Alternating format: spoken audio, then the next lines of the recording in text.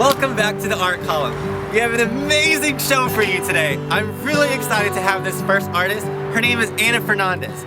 If you don't know her, now you do. She's going to blow your mind. Also, we have the band Nisi.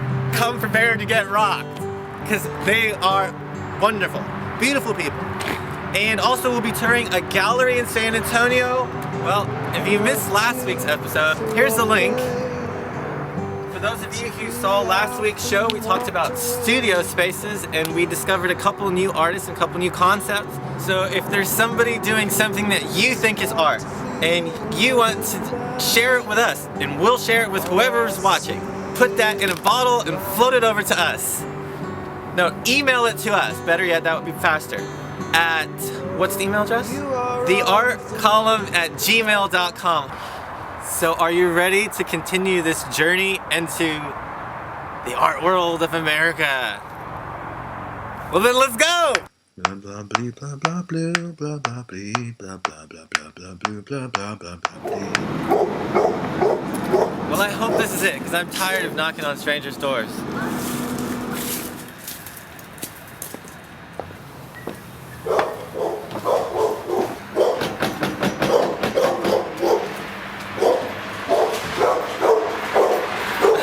Doesn't look like a very friendly dog.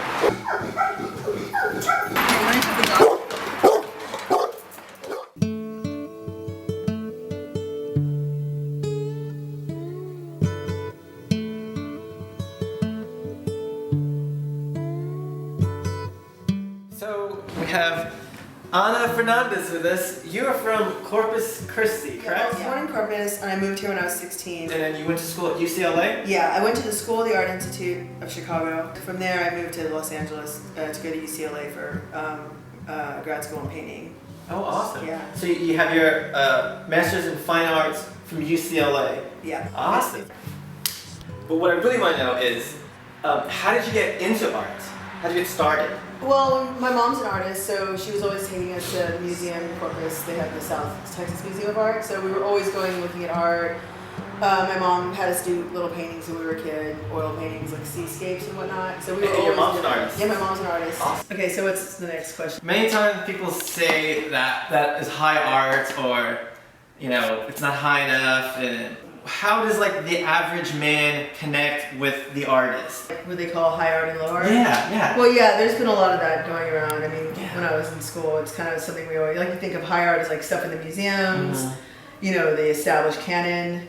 And then low art, like some of the stuff that's coming out now, like, maybe stuff like Juxtaposed magazine, that's just the thought that comes to my mind. Or outside art. Outsider art. To me, there shouldn't really be, there's just art. You're not an artist if you're singing, or you're not an artist if you're sculpting. It's not necessarily what it is that you're doing, it's just what you're saying, what you're expressing.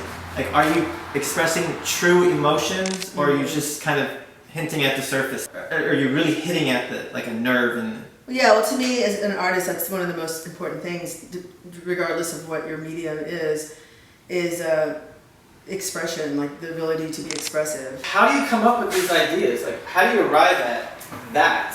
Basically, paint what I see, but not. It's not that like I'm copying a photograph. Like I like to add other elements in. Yeah, I mean, there definitely seems something like spiritual. To me, that looks like a photograph. Like, this really seems to have something else. I like to put things in it. Like I referenced Goya. His subject matter really changed, and he started painting really dark imagery. So they're called the black paintings. So I wanted to somehow maybe connect them. So I got the idea of putting the piñatas up on top in a direct reference to the Flight of the Witches painting. So what do you see as the benefits of studying art? A lot of students ask me that because I do teach. I teach undergrad and Awesome, where? at SAC, San Antonio College. Great. I teach drawing. First of all, in undergrad, that's where I kind of learned how to paint. I learned the basics, learned a lot about art history. And then graduate school is different. I mean, some people go to graduate programs because they want to make contacts or for other reasons, but I really did learn a lot. If you really love art and it's your life, then you should definitely... Here at the art column, we're kind of trying to build off the idea that it's not necessarily about money. It's just learning how to express yourself more efficiently, really. And once you learn how to express yourself very well, you can just about do anything. The world opens up to you. You know, people in finance, you know, if they were to think like artists and think on their toes and really aim to create something, they would have a better chance of success, I think. I mean, a lot of, like, some of the most successful artists that I've met who are financially successful, they're actually really good business people. Well, here at the art column, we kind of see life and art as a journey, not necessarily like a strict definition or a destination. Where do you see that art is taking you? What kind of journey are you on? Well, in about 2 weeks, I have an opening. It's a show, a group show at the Wealth Cultural Arts Center. In San Antonio, Texas? In San Antonio, Texas, yeah. Awesome. And then February 2011, I've got a solo show at Joan Verona Gallery. I'm going to have an exhibition at the Institute of Texas Cultures in San Antonio also. Fantastic, In 2012. awesome. And do you have like a website? Yeah, you have a website. It's www.annafernandez.com. I am more than slightly excited to present Nisi. Hi, I'm Mary. Hey, I'm Paul. Hey, I'm Carlos. And we're missing two of our members, Brenda and Mike. How did you first start off in music, or how did you know that that was something that you really wanted to do? I started singing in choirs in church when I was a kid, and as well as school choirs, and started playing in band. Played clarinet and drums first. Clarinet. And You played the drums? And then moved That's to choir and majored in music in college. I would say it started with pots and pans in my mom's kitchen, making all kinds of racket, and then playing drums in junior high and youth choir and Catholic church. So both of y'all are drummers? Mariachi. Yeah, we're both drummers. Yeah, drums were our first That's the love. best of us. My older brother's a guitar player, a bass player. So when he'd go to work, I'd sneak into his room and play his guitars. Awesome. I heard also that you do wrestling and magic. Yeah. That's amazing. How did you get into that? Well, my dad's a professional wrestler, Really? and I just got into magic just by watching it on TV. And I can imagine that like wrestling is it's really an art form because you really have to discipline your body physically in order to do certain things. I would imagine that is something that you really have to study. Check it out. Give me a hit. Oh, what'd you do? So the name of y'all's band is Nisi. How did you come up with that, and what does it mean? It was while we were doing some renovation in our home. It meant the Lord our victory banner. Jehovah Nisi.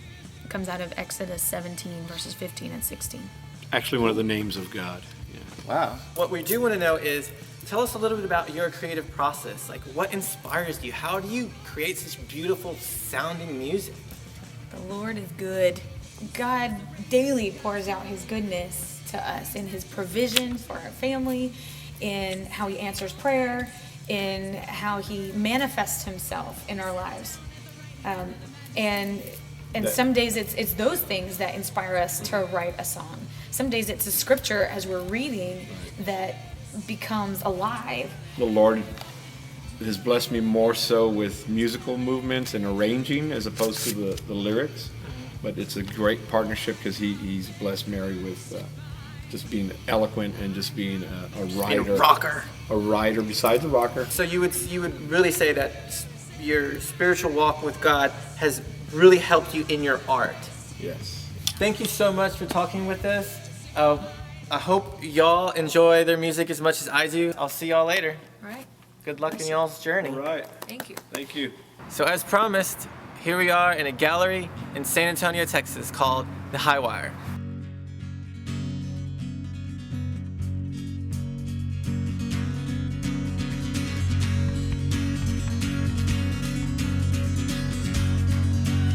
Okay, so for the people out there who may not know exactly what an art gallery is, can you kind of explain to us what that is? Sure. A gallery provides an artist the respect that their work deserves by having the white walls and where you can focus in on it. The public can come and see all their work, their body of work in one place. So it's like a place that presents art in good light. Right. How did you get into that? Well, I'm a painter myself, and the person that I mentored under, I did gallery shows for him, and ended up in this space. So here at the art column, we like to think of art as a journey. Where do you see art is taking you?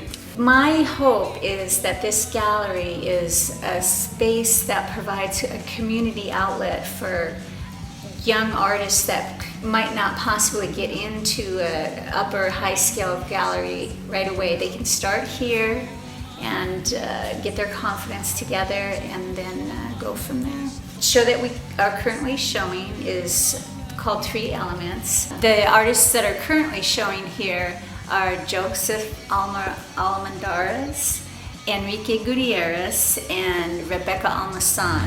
Be exalted, O God, above the heavens. Let your glory be over all the earth. Be exalted, O God, above the heavens. Let your glory be over all the earth. This is Chloe Palmer. Chloe, I understand you're an artist, is that correct? What kind of art do you do? Some anime, and I didn't really hang them up, but I just have like a sketchbook, and I paint sometimes too, like abstract. Awesome. What advice would you give to artists who are maybe starting off? Like how can they start their artistic career? Just start going to events and just get involved in different like creativity and inspiration of all the art around the galleries. Just start creating, basically, huh? Yeah. Well, do you mind if I show people one of your pieces? Yeah. Awesome. Well, to learn more about the HIGHWIRE Gallery, you can visit them at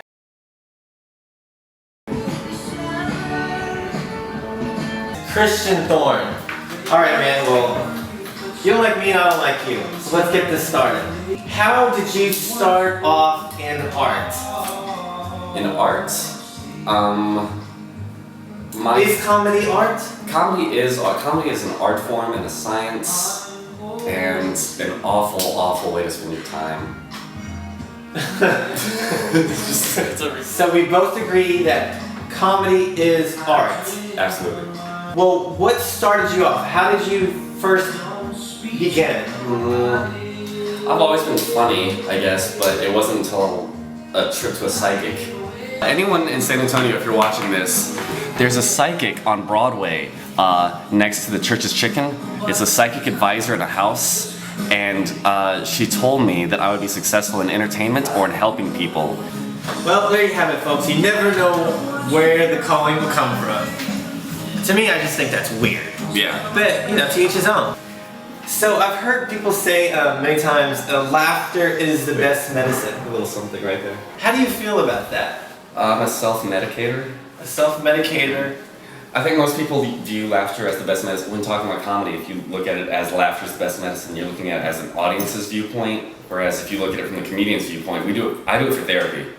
Like you go up there and you have a lot of like just things going on in your life, and you go up there and you have to make humor out of a dark situation in order to proceed with your life. You have to be able to laugh and shrug it off. Yeah. And to do that that is an art form, like in the way that you paint, you sculpt, you make a film, you have something to say. It's the same thing for us. We have something to say about ourselves to kind of shed that skin. There's a quote that I can't remember. I don't know who said it. And I don't know who said it, but it was very good. Go look it up. But it had something to do with laughter is not so much. It's a soul smiling or something like that. I'm making this up for the interview, but it's like that. If you can make an audience laugh at your own therapy that you're exposing to everyone else, that's so it's just basically being as honest as you possibly can and being funny at the same time. Absolutely. That's amazing. I take back that I love you. I love you too.